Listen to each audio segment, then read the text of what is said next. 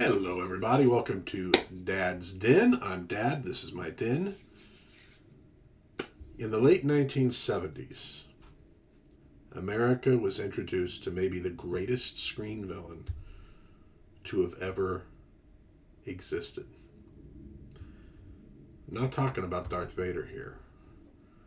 I'm talking about John Ross Ewing Jr., better known as JR to his enemies, because I don't know that he had any friends.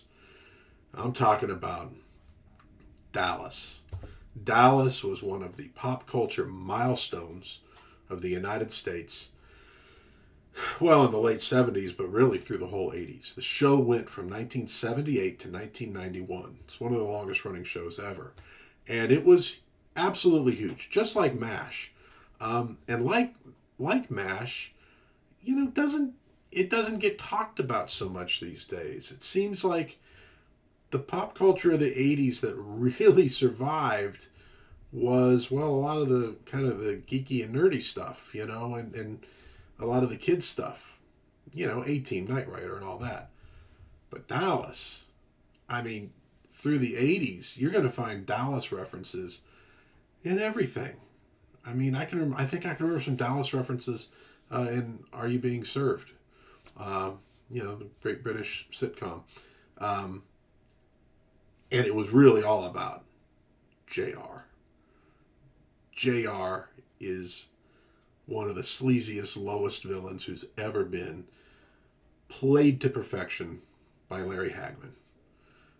That same smile of his that made him so endearing and charming on I Dream of Jeannie, it had a whole different meaning on Dallas. So let's talk a little bit about Dallas. I've finished watching season 1 and 2. Now, season 1 was just 5 episodes, so they're kind of sometimes strung together as a single season. I'm now watching season 3. I'll talk about that in a later video. I just wanted to get started because hopefully I can inspire some other people out there to watch. It is right now on Freevee. That's where we've been watching it. It might be out there in some other places too. So what is Dallas about? Well, to some degree, it's about two rival families, the Ewings and the Barnes. The Ewings are the principal family. They're the ones that we get to know the best. Now, the Ewing family is headed by Jock Ewing, played by Jim Davis. He is an old Texas wildcatter, an oil man, who, probably started off with not a whole lot, and he's carved this empire for himself, and he didn't always do it being a nice guy. He is married to Miss Ellie, played by Barbara Bel Geddes, who, loves her family, loyal to her family, but a very nice, very caring woman. But fierce, too. There's a great episode where a reporter sneaks onto the Southfork ranch, and Miss Ellie basically puts a shotgun right up to him and says, "You need to get out of here." And it's a great scene. Jock and Miss Ellie have 3 sons. The oldest is JR, John Ross Ewing Jr. He was raised by his daddy to take over the company business, and so he seeks approval from his father, usually through the worst possible ways. He is ruthless and cunning, and I'm telling you right now, I don't think there's a great spoiler here. Who shot JR, right, was a big deal. There was an episode, JR gets shot, it's a mystery. Who did it? Who done it? And this was everywhere. I mean, speaking of British television, I guess it's Irish technically. Father Ted, there's a scene with this very odd local sitting on a rock with the Who Shot JR t-shirt. It was everywhere. You watch about the first 5 or 6 episodes of Dallas, and you're asking yourself, why did somebody wait so long to shoot this guy? I mean, he is absolutely rotten. So he's the eldest son. He is president of Ewing Oil, and he is bound and determined to remain president of Ewing Oil. He sees everybody as a possible threat. And he doesn't wait around to deal with those threats, which means sometimes he kind of jumps the gun. But JR doesn't care. Now, JR's married to Sue Ellen, who played by Linda Gray. She is like a former Miss Texas. She and JR are sort of in a loveless marriage, although I think early on she's still in love with him, but he's a philanderer and everything else. So she is like the long-suffering wife, and through the second and into the third season, you get a real portrait of what she's going through. She sometimes comes off as not such a sympathetic character, but really she is. I mean, for what she's gone through. The middle son is Gary Ewing. Now he's like the son who's left, the prodigal son, sort of. So he only appears a couple times early on, and the character ends up becoming a primary character on Knots Landing, which is a spin-off of Dallas that premiered in 1979. So even though Gary's not there, though, his daughter, Lucy, is there, played by Charlene Tilton. And Lucy is sort of a wild child. You know, she has issues because her parents are gone, and she's being raised by her grandma and grandpa, and, well, the Ewings are kind of a screwed-up crew. So we first meet Lucy. She's a high school kid, and she's having an affair with the foreman of the ranch, who is much older than she is. Guy by the name of Ray Krebs, played by Steve Kanaly. Ray sort of starts out early on looking like he's going to be a henchman of JR. That changes after a few episodes, and he kind of becomes one of the more sympathetic characters on the show. The youngest son is Bobby, played by Patrick Duffy, who I obviously just talked about a few videos ago, and the man from Atlantis. Bobby's the good son, and Bobby's the beloved son, which means JR really can't stand him. Played very well by Patrick Duffy. He's one of the good guys. Now, when the show starts off, we're first introduced to Bobby Ewing and his new wife. Now, his new wife is Pamela Barnes, and that's a big deal because the Barnes family are the rivals of the Ewings. Jock Ewing and Digger Barnes were partners, and Digger feels that he was screwed out of a fortune by Jock. Jock says, hey man, he was an alcoholic. He was going to trade everything for booze in the first place. He lost it on his own. It isn't my fault, but this is a major point of contention. So we've got a little bit of a Romeo and Juliet thing here. Pam is the new wife, and the whole show starts off with the introduction of her to the Ewing family. It's a somewhat cold introduction, but eventually, she becomes friends with some and not so friendly with others. Now, her brother, Cliff Barnes, played by Ken Kercheval, he wants revenge. And so one aspect of at least early Dallas is Bobby and Pamela's marriage trying to survive the Ewings, especially J.R. Ewing, and surviving that rivalry. The other one is Cliff wanting revenge, especially against J.R., but really against the whole Ewing family, for the injustice he feels was done to his father, which makes Cliff somewhat sympathetic early on, but he's kind of obsessed with vengeance, and that tends to make him less sympathetic as the show goes on.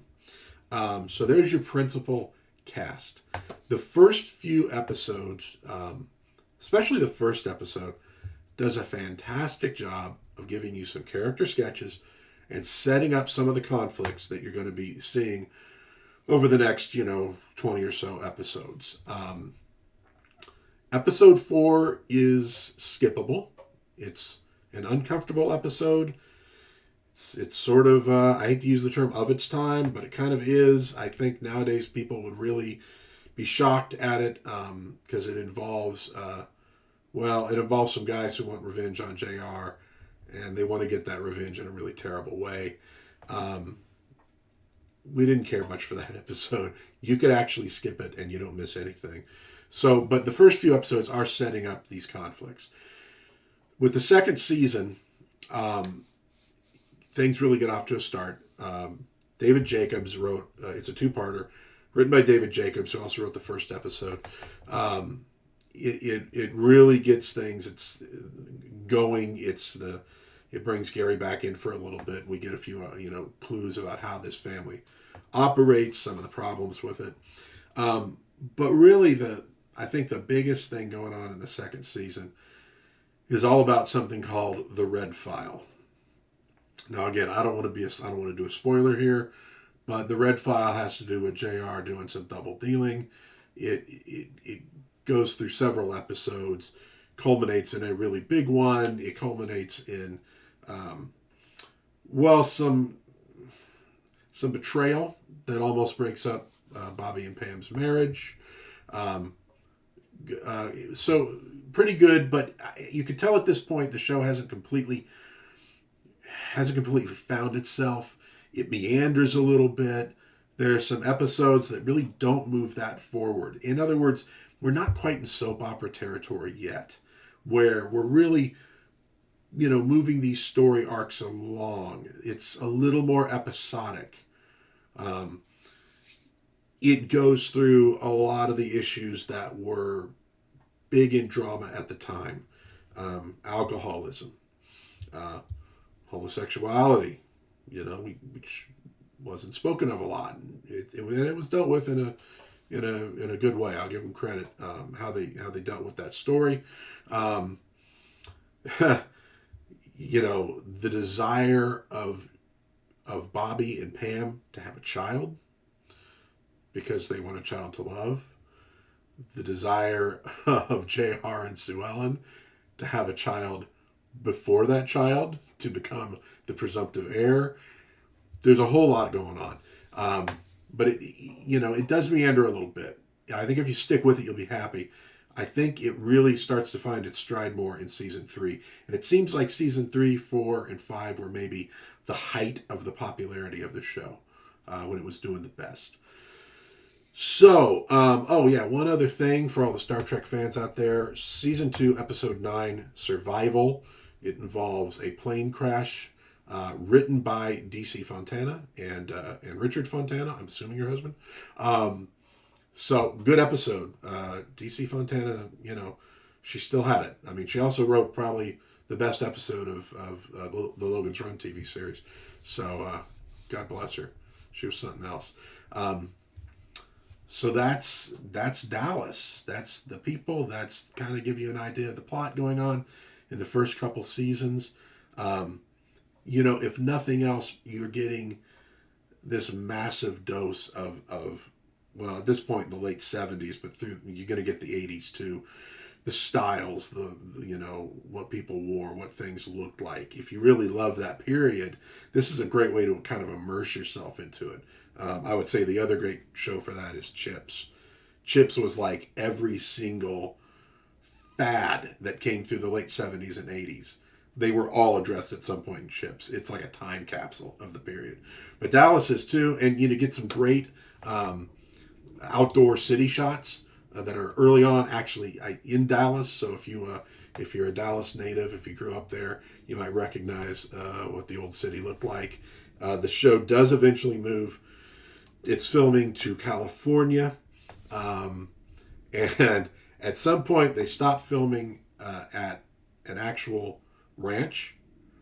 And there's some early episodes at the ranch where there's clearly a fairly good amount of wind, which was probably a real pain in the butt for filming. They move it to a studio set. It's pretty good. It's a good recreation, but it's clearly indoors. And most of the wide shots, you can see the lighting up on the what do they call them, racks. Yeah, you see the studio lights. They did not do a good job of cutting that out or hiding it. It seems like when the third season started, you see some stuff back out at the ranch, the actual ranch, then back in the studio. But I noticed you don't see the lights at that point. Somebody went, "Oh God, look what we just did." Okay, slight faux pas, but it's a good show. I'm enjoying it. I highly suggest you give it a try. I think it's worthwhile.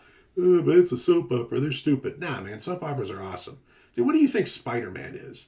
What do you think Stan Lee did? That was Stan Lee's greatest contribution, really, to comics. This is the Marvel age.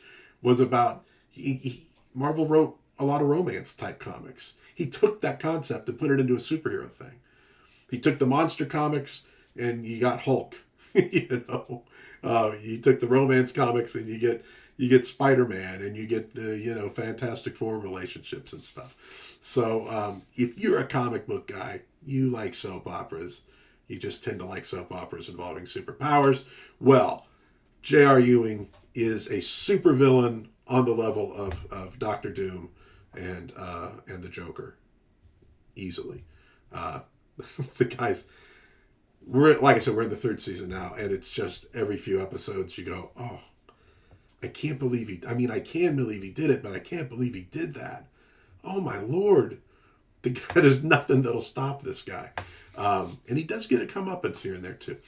So, Dallas season 1 and season 2, enjoying it. I highly recommend them. It is definitely worth it, especially if you love the 80s, the late 70s, if you love that period, or if you missed that time, maybe you were a kid back then, give it a watch. I'd love to hear your ideas, your thoughts about Dallas and J.R. Ewing in the comments. If you enjoyed this video, I would really appreciate it if you gave it a like. If you enjoy the videos I do, I'd really appreciate it if you would subscribe. That would help me out a great deal. So that's it for Dad's Den this week, I guess. Actually, I'm trying to do 2 a week, so maybe it's not it for this week. But that's it for Dad's Den today, and I will see you soon. Be kind to one another out there and try to have some fun.